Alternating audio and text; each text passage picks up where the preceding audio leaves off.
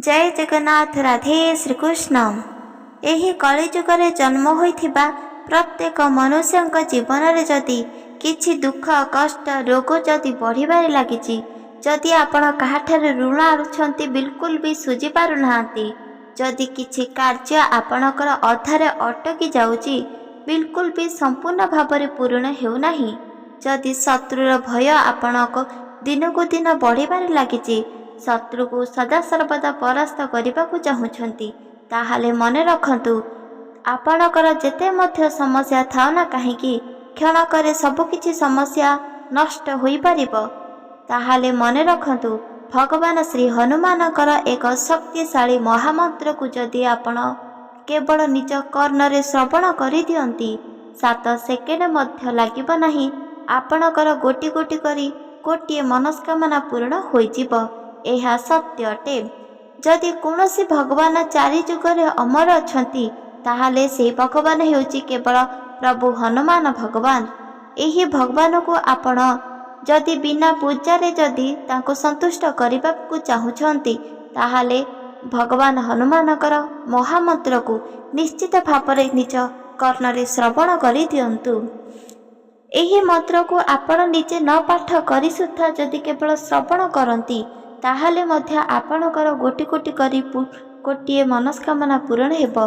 पढ़िबा द्वारा आ श्रवण करिबा द्वारा सबकिछि मनस्कामना पूरण हेबा संगे संगे आपणकर जेते मध्य दुख कष्ट थिबो दूर होई जिवो, आ आशीर्वाद मध्य प्राप्त होई परिबो। सेथि पई भूलंतु नाही प्रभु हनुमानकर शक्तिशाली मंत्र को। भाग्य थिले ही प्रभु हनुमानकर शक्तिशाली मंत्र को निज कर्णरे श्रवण करि परिबा। काहेकि ना उल्लेखित रही शास्त्र रे, जदि कौनसी व्यक्ति बा जदि कौनसी भक्तंकर सदा सर्वदा मंगल हेबा पई जीव, सबकिछि समस्या दूरे जीव, ताहाले भगवान स्वयं चाहि थांती तांको किपरि वरदान प्रदान करिवे। स्वयं प्रभु हनुमानकर एही शक्तिशाली मंत्र को नहीं सेही भक्त पाखरे पहुँची देई थांती। जो भक्त एही शक्तिशाली मंत्र को निज कर्णरे शुणिबे, आउ तांकर गोटी गोटी करी गोटे मनस्कामना पूरण हेबा संगे संगे सबकिछि समस्या को नष्ट करि परिबे। सेथिपाई एहाको आपण थरुटिए मात्र विश्वास करंतु। प्रभु हनुमानकर जेकोसी भक्त अछंती, तांकर सबकिछि विपद दुख कष्ट क्षणकर नष्ट होइछि। आपण माने देखिथिबे प्रभु हनुमानकर भक्त को जीवन रे कौनसी भी मध्य दुख कष्ट न थाए, तांको मन रे सदा सर्वदा शांति आनंद भरिपूर्ण रही थाए। तांकर जहाँ भी किछि अभाव थिबो क्षणकर नष्ट मध्य होई परिबो, काहेकि ना आशीर्वाद रहिछि स्वयं भगवान ईश्वरंकर।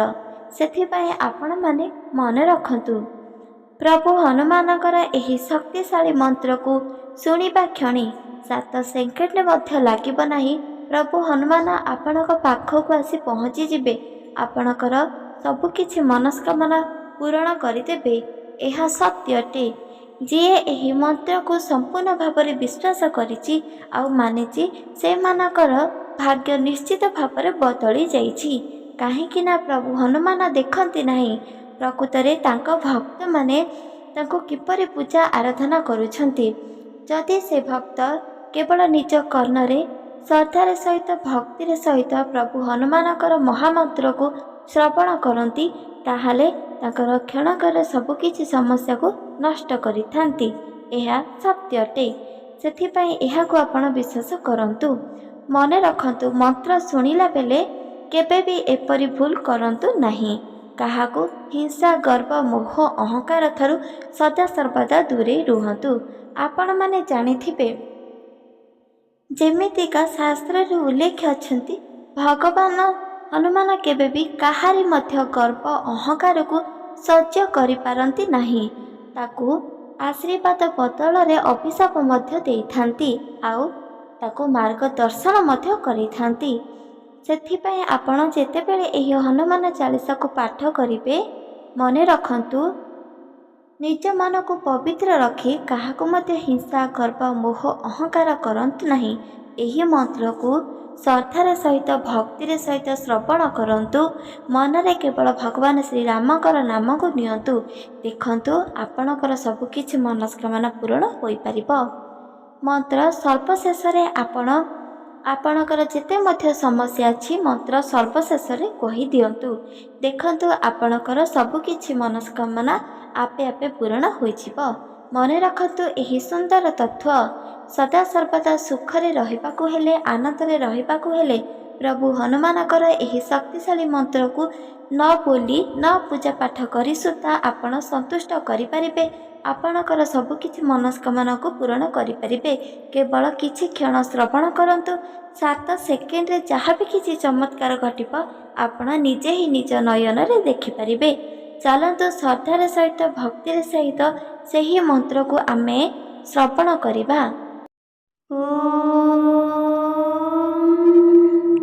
ରାମଦୂତାୟ ବିଦ୍ମହେ ବାୟୁପୁତ୍ରାୟ ଧୀମହି ତନ୍ନଃ ରୁଦ୍ରଃ ପ୍ରଚୋଦୟାତ୍। ରାମଦୂତାୟ ବିଦ୍ମହେ ବାୟୁପୁତ୍ରାୟ ଧୀମହି ତନ୍ନଃ ପ୍ରଚୋଦୟାତ୍।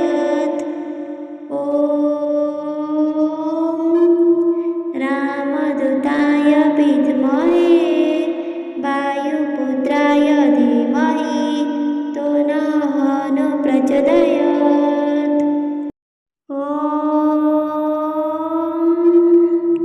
ରାମଦୂତାୟ ବିଦ୍ମହେ ବାୟୁପୁତ୍ରାୟ ଧୀମହି ତନ୍ନଃ ରୁଦ୍ରଃ ପ୍ରଚୋଦୟାତ୍।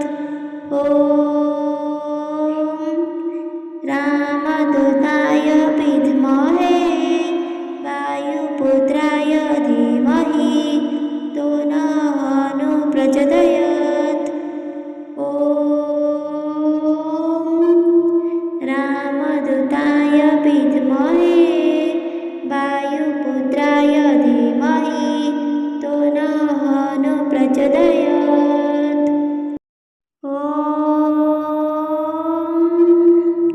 ରାମଦୂତାୟ ବିଦ୍ମହେ ବାୟୁପୁତ୍ରାୟ ଧୀମହି ତନ୍ନଃ ରୁଦ୍ରଃ ପ୍ରଚୋଦୟାତ୍। ରାମଦୂତାୟ ବିଦ୍ମହେ ବାୟୁପୁତ୍ରାୟ ଧୀମହି ତନ୍ନଃ ପ୍ରଚୋଦୟାତ୍। ରାମଦୂତାୟ ବିଦ୍ମହେ ବାୟୁପୁତ୍ରାୟ ଧୀମହି ତନ୍ନଃ ପ୍ରଚୋଦୟାତ୍।